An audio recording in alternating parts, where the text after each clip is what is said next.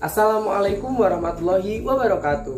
Perkenalkan, nama saya Fani Septian dari Prodi Pendidikan Sosiologi dan Antropologi Universitas Negeri Semarang dengan NIM 240307087. Nah, kali ini kita akan membahas mengenai premanisme di perkotaan.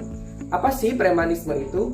Premanisme adalah suatu tindakan menyimpang yang berupa pemaksaan, kekerasan, serta ancaman. Nah, jadi biasanya premanisme ini di perkotaan itu muncul sebagai penguasa dari satu wilayah ataupun tindakan pemungutan liar.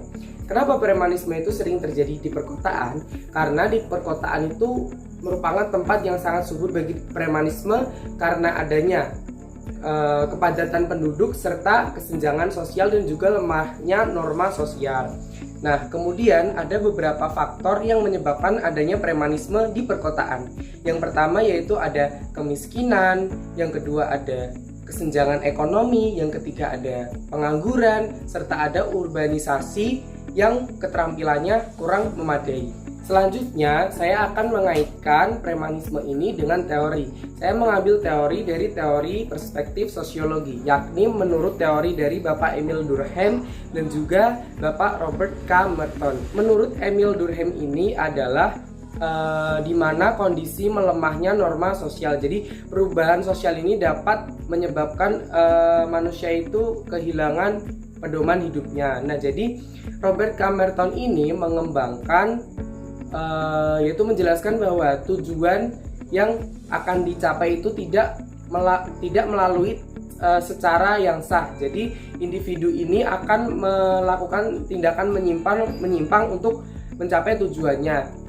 Salah satu bentuknya yakni adalah premanisme. Jadi premanisme ini melakukan tujuan untuk mencapai keuntungan ekonomi namun secara ilegal. Contohnya individu yang tidak memiliki pekerjaan namun memilih untuk menjadi preman untuk keuntungan ekonominya. Nah, lalu bagaimana sih cara menanggulangi premanisme yang ada di perkotaan? Nah, jadi ada beberapa cara untuk menanggulangi hal tersebut menurut perspektif sosiologi. Nah, jadi yang pertama ada pendekatan struktural, yaitu pengurangan kemiskinan dan juga kesenjangan sosial. Yang kedua ada pendekatan kultural, yaitu perubahan nilai melalui adanya pendidikan serta sosialisasi, dan juga ada pendekatan kontrol sosial melalui penegakan hukum yang adil dan konsisten. Kemudian ada dampak yang ditimbulkan dari premanisme yang ada di perkotaan.